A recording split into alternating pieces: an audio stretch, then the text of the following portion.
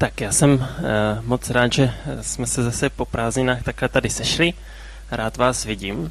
A jak možná jste se podívali někde na internetu nebo na pozvánce papírový nebo kde, tak teďka v září máme sérii Pošta pro tebe.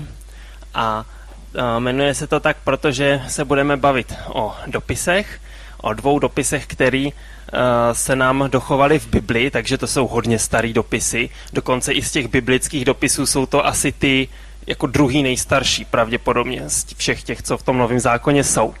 A dneska máme to téma vztahy ze zlata, protože, ale to vám možná řeknu potom. Tak, abych dal takový stručný úvod o těch dopisech, jmenujou se dopisy tesalonickým a za prvý něco se dozvídáme přímo z těch dopisů, co ten autor tam psal vlastně o sobě, o těch adresátech, ale taky ještě je v Bibli kniha Skutků a tam se píše, tam se popisuje, co ten autor prostě zažíval a vlastně tam taky se dozvídáme zase z kontextu, jak ty dopisy byly napsané, v jakých situacích a tak. A je to mezi 15. a 18. kapitolou. Pokud někdo jste v Bibli nečetli Skutky, tak ohromně doporučuji, je to fakt zábavný čtení. A abychom si to přiblížili, tak tady máme takovou mapičku. Jsem rád, že ji nevidíte zblízka, protože vznikla sloučením 2 různých map, protože jsem neměl jednu pěknou na Malou Asii i Řecko dohromady, takže je to tam takový šéf, ale celkem to snad funguje, jo. Tak teďka jsem upoutal vaši pozornost na něco, co je naprosto nedůležité, a kdybych to neřekl, možná byste si toho nevšimli, ale aspoň máme tady nějakou zábavu. Tak, začíná to tím, že Pavel z Jeruzaléma, který teda tam nemáme, došel do Antiochie. Antiochie byla velké město docela, kde byla taky taková křesťanská základna, bylo tam těch křesťanů dost a vlastně tam poprvé jim začali říkat vůbec křesťani, nebo přesněji kristovci, že prostě jdou za Kristem.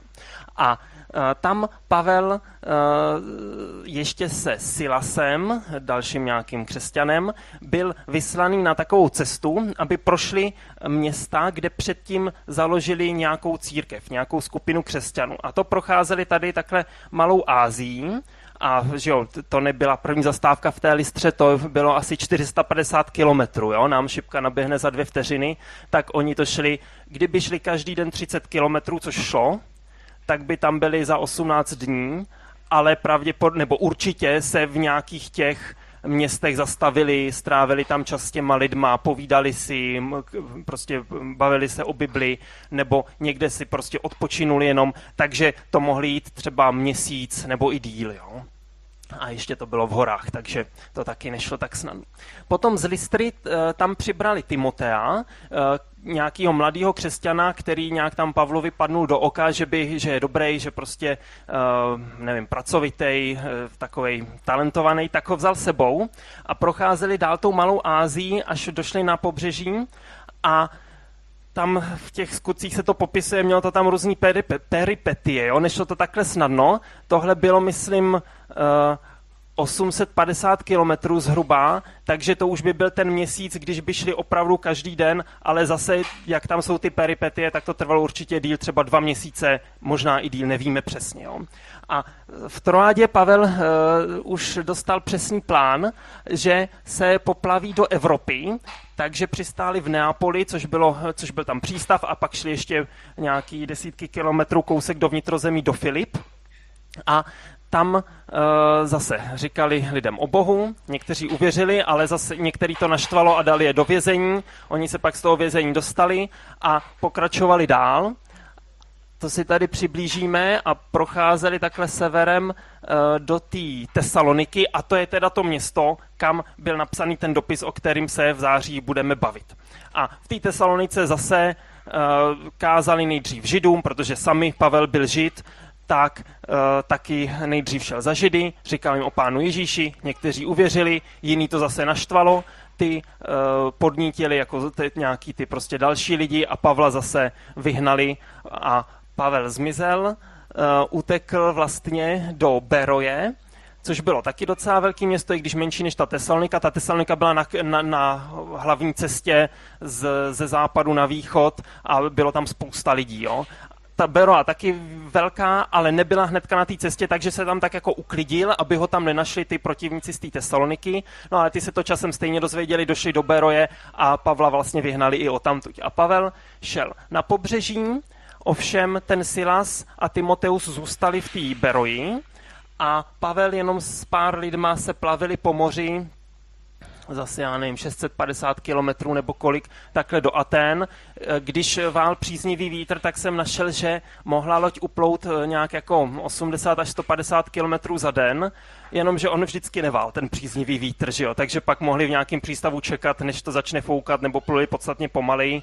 Takže nejméně 6 dní tahle cesta, kdy Pavel, co mohl dělat na lodi, hrát na mobilu něco, to asi nemohl, že jo, tak se bavil s posádkou, možná jim taky říkal o Pánu Ježíši, pozoroval delfíny, jak plavou před lodí, nebo nevím, jo, prostě měl tam klídek určitě, no. A dospěl do těch Aten, v Aténách zase někomu říkal o Bohu, tam se to tak jako nemělo to takový úspěch a pak došel do Korintu, jsme tady v těchto letech kolem roku 50 našeho letopočtu a do toho Korintu, když tam přišel, tak poslal zprávu do té Beroje, aby za ním přišel Silas a Timoteus. Tak oni tam prostě zase pak, když došla ta zpráva tam, tak oni teda připluli do Aten, zjistili, že tam asi není, tak šli do toho Korintu. V Korintu ho našli a Pavel byl tak jako prostě trošku měl starost o ty Tesaloničany, protože když by ho tam odtamtud nevyhnali ty lidi, tak on by tam zůstal delší dobu a mohl by jim víc říct o Pánu Ježíši, víc jako zbudovat a na to neměl ten čas. Takže on měl starost, tak prostě co udělal, řekl, hele Timotej, přišel si, tak si chvilku odpočiň a zase pak prosím tě poplav zpátky na sever a zjistí, jak se mají. Jo? Takže Timoteus asi si teda chvilku odpočinul a potom zase z nějakého přístavu těch 700 nebo kolik kilometrů nahoru do Tesaloniky, zjistil, jak se mají a připlaval zase potom zpátky k Pavlovi a řekl Pavlovi, jak teda to tam je, že dobrý, že se drží Boha, ale zároveň, že tam jsou nějaký takový 2 nebo takhle pár takových témat jako životních, který nemají vyřešení a ve kterých tápou. Tak Pavel co udělal? Někdy si opatřil papyrus a nějaký ingoust z nějaký rostlinný pryskyřice smíchaný s nějakým barvivem a napsal jim prostě dopis, který mu teďka říkáme první dopis do Tesaloniky. Jo? A co neudělal? No někdo ho tam musel donést, tak řekl, hele Timotej, chvilku si odpočiň a pak může zase plavat nahoru, už to máš zmáklý, tak je to v pohodě, ne? Už se tam nepíše, že to byl Timoteus, jo, předtím se to psalo, ale myslím si, že to tak je přirozený, když ten Timoteus už to prostě měl nacvičený. Takže Timoteus zase jel do Tesaloniky, přinesli jim dopis, oni si to přečetli, pak zase teda jel zpátky a Pavel napsal asi druhý dopis. Ale to už možná bylo z Efezu, jo, jako o něco později, to nevíme přesně. Takže takhle nějak to chodilo. A já vlastně to první dnešní téma, ty vztahy ze zlata, tak to je takový vedlejší téma v těch dopisech. To hlavní téma přijde za týden a za 2 týdny. A tohle o těch vztazích, co Pavel píše v té 1. až 3. kapitole, tak vlastně to je takový jako výchozí pole, ze kterého navazuje potom na ta hlavní témata, o kterých chce těm Tesaloničanům něco říct. Tak, a teď se na to podíváme. Můžete si teda, kdo máte Bibli, moc doporučuji si to otevřít nebo najít v mobilu. První dopis do Tesaloniky. První tesalonický. Protože tam se nějakou dobu zdržíme.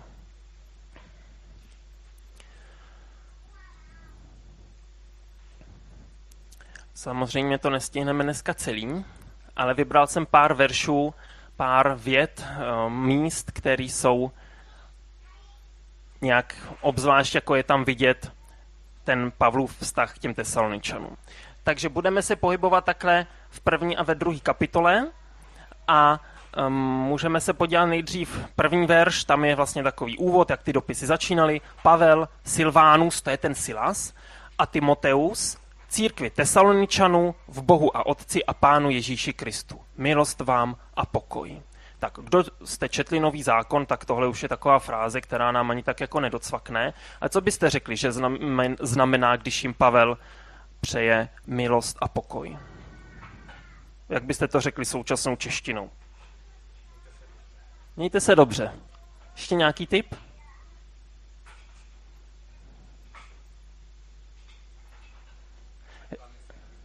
Já myslím, že mějte se dobře nebo takhle, že to je prostě dobře řečený, jo?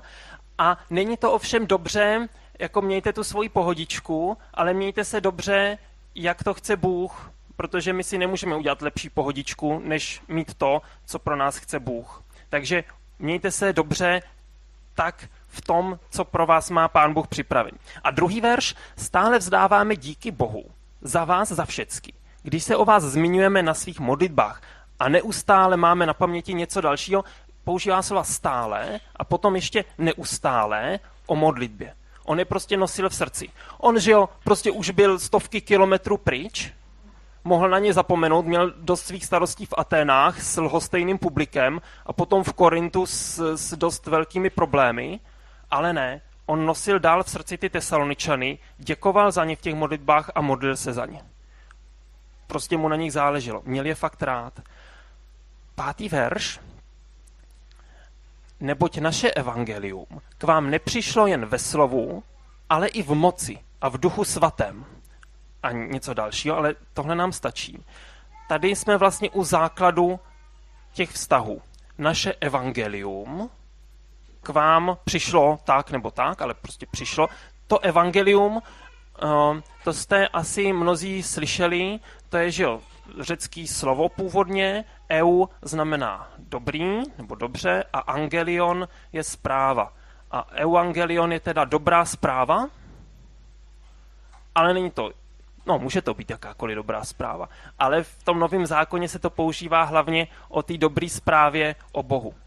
Že Bůh přišel pro nás, nenechal nás v tom našim zlu, protože člověk, možná s tím byste někdo třeba i nesouhlasili, ale člověk není v jádru dobrý, ale člověk je v jádru zlý a zaslouží si trest před Bohem, protože Bůh nesnese zlo.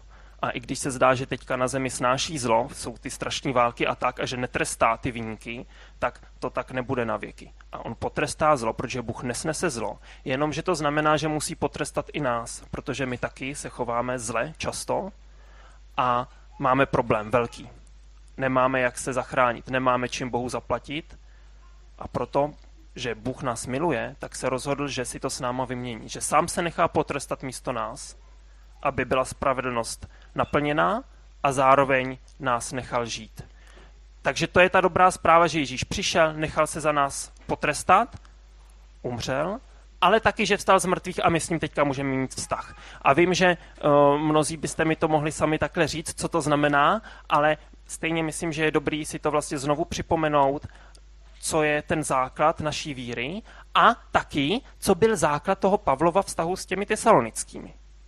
To evangelium. Oni nemuseli mít toho mnoho společného, Pavel s nimi, ale Pavel k ním přišel, protože jim chtěl říct o Bohu. To byl jeho hnací motor. Proč takhle cestoval? Proč šlapal ty kilometry? Proč si nedal pokoj? Chtěl říkat lidem tu dobrou zprávu. Protože chtěl, aby se měli dobře. Tak a v 6. verši se píše, a vy jste se stali těmi, kdo napodobují nás i Pána, takže oni, ti Tesaloničani nejenom si řekli, jo, to je dobrý, to beru, pěkný, dobrý názor, ale oni začali napodobovat Krista i Pavla, takže je vidět, že opravdu to brali vážně. A to je zase důležitá věc i pro nás, abychom to brali vážně a bylo to vidět na nás, že napodobujeme Ježíše nebo nějaký naše vzory, které jsou třeba v Ježíši ve víře dál než my. A teďka se dostáváme k 7. nebo 8. a 9. verši, který pro mě jsou takový až legrační.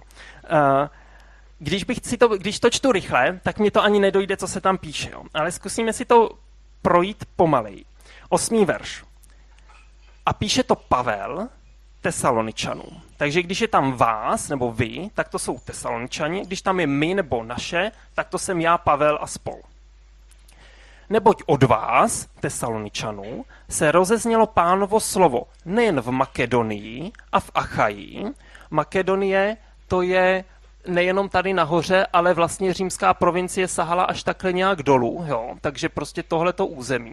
A Achája to byla římská provincie, která prostě zahrnovala takhle to jižnější Řecko. Takže od Tesaloničanů se rozeznělo Pánovo slovo v těch oblastech, což je docela síla, že jo. Ale i vaše víra, která směřuje k Bohu, se rozšířila všude, takže není třeba, abychom o tom vůbec mluvili. A teďka, 9. verš. Oni sami totiž o nás vypravují. Kdo oni sami? No, někdo, kdo od těch Tesaloničanů uslyšel o Bohu a uvěřil vlastně.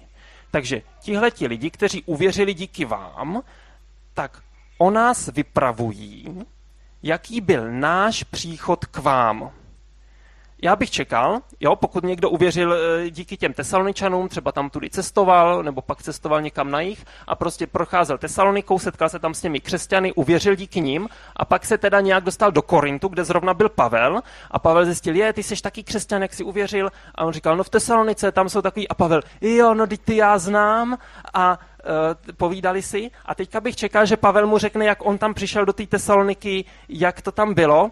A on zjistil, že on to vůbec nemusí vyprávět, protože ty lidi už to slyšeli od těch Tesaloničanů. Jo? Oni sami o nás vypravují, jaký byl náš příchod k vám.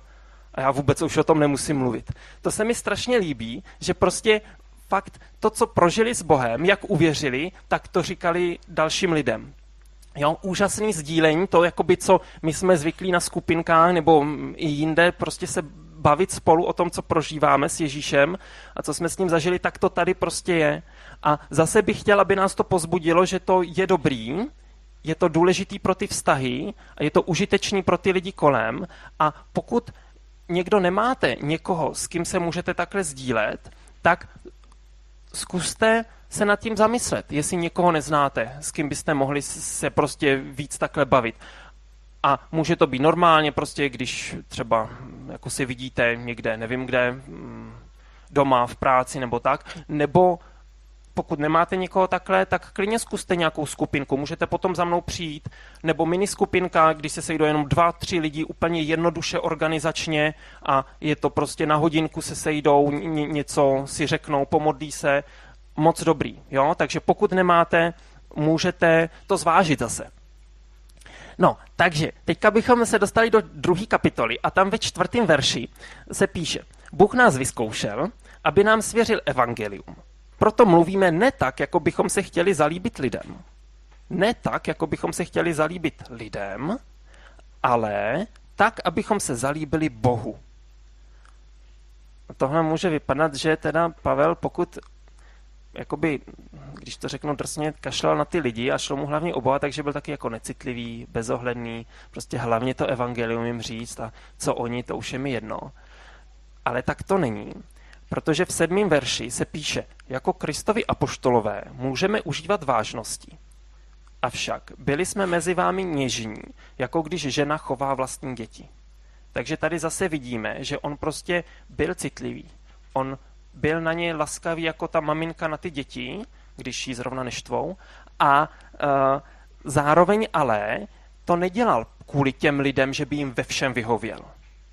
On přemýšlel, co chce Bůh a chtěl se zalíbit Bohu a ne těm lidem, ale to neznamená, že byl ošklivý na ně, nebo že byl necitlivý, že by je mlátil tím evangeliem po hlavě.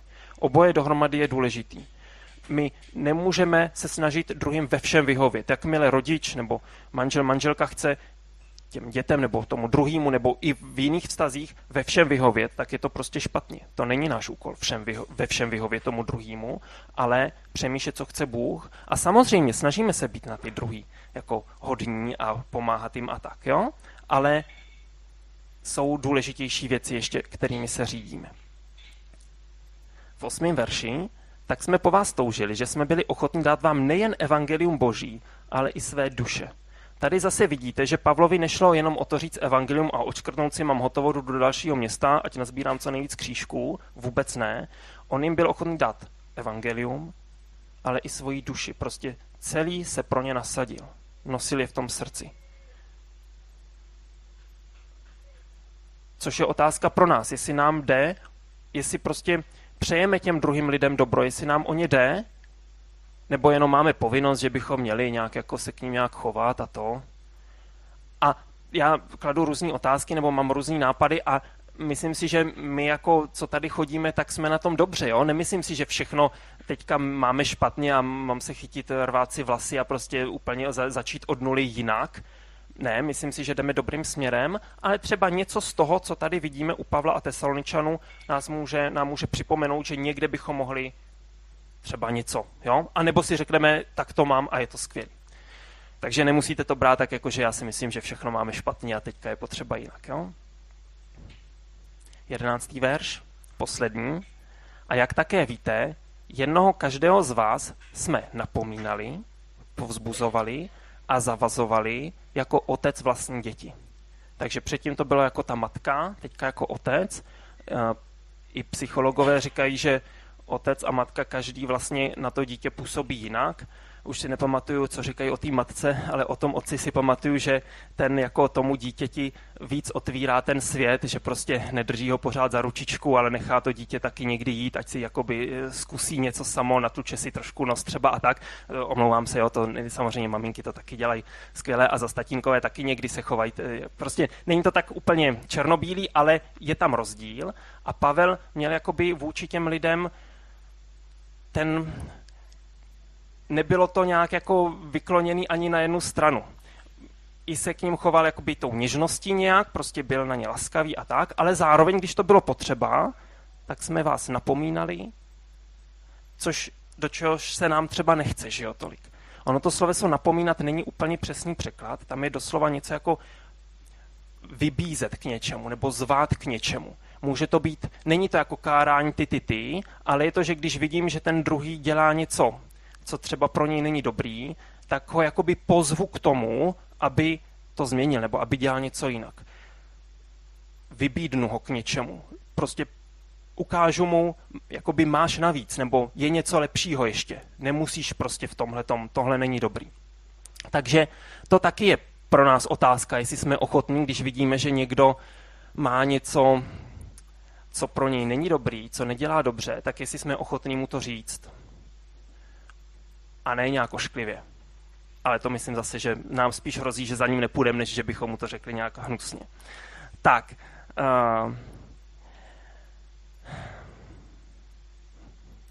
Já tady mám takhle 4 takové otázky, vlastně, které jsou, co jsem říkal, jo? Já to možná můžu přečíst teda. Jakou roli hraje ve tvých vztazích s druhými lidmi evangelium? Ať už s lidmi, kteří Boha znají, nebo neznají.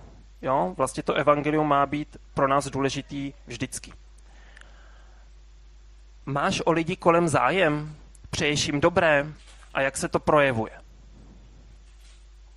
Povídáš si s druhými o tom, co jsi s Bohem zažil? To je to sdílení vlastně. Dá se využít skupinka nebo miniskupinka. A jsi ochotný druhého věřícího povzbudit i napomenout, kdyby to bylo potřeba. Můžete si to vyfotit, určitě. Já to mám tady i takhle na papírkách. Když byste někdo si to chtěli vzít papírově, tak já to pak dám někam tady dozadu nebo dopředu. Můžete si to vzít. Děkuju. A když až pojedete metrem, tak místo toho, abyste se celou dobu jenom modlili, nebo tak můžete si to přečíst a zamyslet se nad tím, anebo večer doma, nebo kdykoliv, aby to úplně nezaniklo, jo? Protože jsou to podle mě náročné otázky. Schválně jsem je formuloval tak, aby nešlo odpovědět jenom ano, ne, nebo aby to bylo tak jednoduchý. Myslím, že že se nad tím fakt člověk bude muset zamyslet. Já sám třeba nevím, co bych na něco odpověděl, tak myslím, že to teďka nevyřídíme jako narychlo, že bychom si to nějak odfajfkovali v hlavě. Poprosím Kubu. Kuba zahraje jednu nějakou píseň a můžete už prostě Bohu zpívat s Kubou, anebo můžete si jednu z těch otázek třeba vybrat a na to už si začít přemýšlet teďka, nebo nějak si to uzavřít v hlavě. Tam u té první otázky bylo v závorce, jakou roli pro nás hraje to evangelium v těch vztazích. Tak tam bylo ještě vzadu ta alfa. Otázka jako, což využít alfu. Kdo alfu neznáte, tak to je 15 večerních setkání, vždycky čtvrtky večer to budou teďka.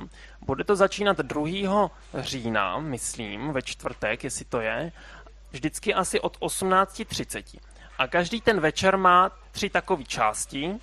První je lepší než ty ostatní, protože to je večeře, ale ne, ty ostatní jsou taky skvělý. Potom po večeři je nějaký video zpracování, nějaký základní životní otázky nebo tématu křesťanství a potom je diskuze.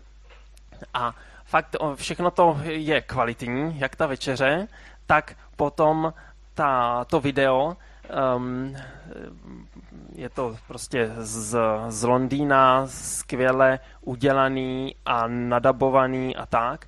A potom ta diskuze, tam je to taky skvělý, protože ty, co tu diskuzi vedou, tak tam nejde o to, že by prostě ostatní tloukli po hlavě svými argumenty pro křesťanství, ale dávají prostor, aby lidi mohli říct svůj názor.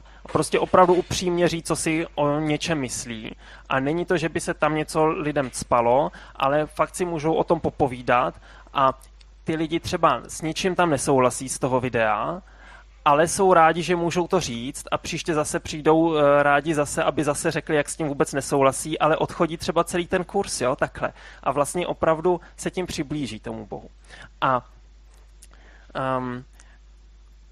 pokud máte nějakého kamaráda nebo známého, který ještě nevěří v Pána Ježíše a vy byste mu to přáli, aby v Pána Ježíše uvěřil, tak pozvat ho na Alfu je, myslím, dobrý krok. A vlastně to není tak složitý jenom ho pozvat. Já bych nedokázal svým kamarádům zodpovědět všechny otázky nebo prostě pochybnosti, které mají, ale jenom pozvat, dát pozvánku nebo poslat e-mailem odkaz nebo něčím, tak to prostě dokážu. Jo? A určitě tady jsou různě po židlích byly nebo po stolečkách nebo vzadu, tak si to můžete vzít. I když třeba zatím nevíte přesně koho, tak si to můžete vzít. Na každýho vyjde několik těch papírků, jo, co tady jsou. Takže nemusíte se bát, že byste to někomu jako zabírali. A prostě můžete to zkusit. A statistika prý říká, to mě zaujalo, že ze 3 lidí pozvaných 2 lidi odmítnou. Já bych si skoro myslel, že teda to bude ještě víc, jo, než ze 3 lidí, že jeden přijme, ale nevím. Prostě statistika říká tohle. Já si to pro sebe vyhodnocuju tak, že chci pozvat těch lidí víc než jenom jednoho, aby byla větší šance, že někdo ode mě dorazí.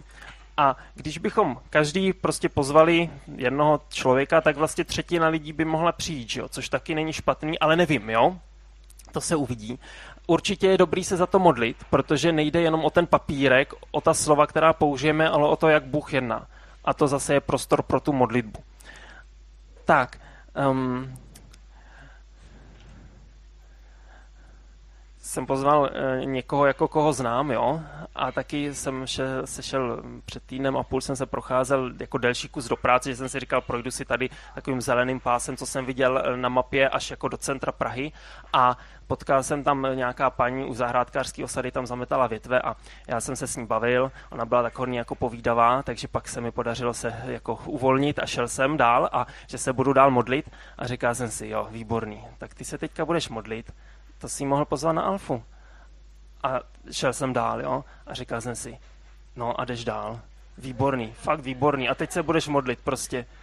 A šel jsem dál a říkal jsem si, úžasný, co teďka budeš Pánu Bohu říkat, jako toho posloucháš, jo, tak to možná vy nejste takhle jako sebekritický jako já, tak to buďte rádi, jo, ale prostě, tak jsem si říkal, no tak dobře, no, tak jsem se fakt otočil, šel jsem za ní a nabídl jsem jí tu pozvánku a ona říká, že nemůže, protože se stará o postiženýho vnuka vlastně non-stop, jo, takže nemohla, ale prostě ona říká, že je teda věřící, já jsem říkal, že se za ní aspoň pomodlím a tak, takže a pak zase teda trvalo nějakou dobu, než jako by se dostal, vždycky než jsem se dostal k tomu, co jsem chtěl říct, ale to je jedno a šel jsem to, ale byl jsem rád, že prostě jsem to aspoň zkusil a i když teda to je jeden z těch 3, který teda nepřijali, tak třeba zase někdy to vyjde a bylo to taky díky tomu, že jsem měl ten papír sebou v tom baťohu, jo, prostě.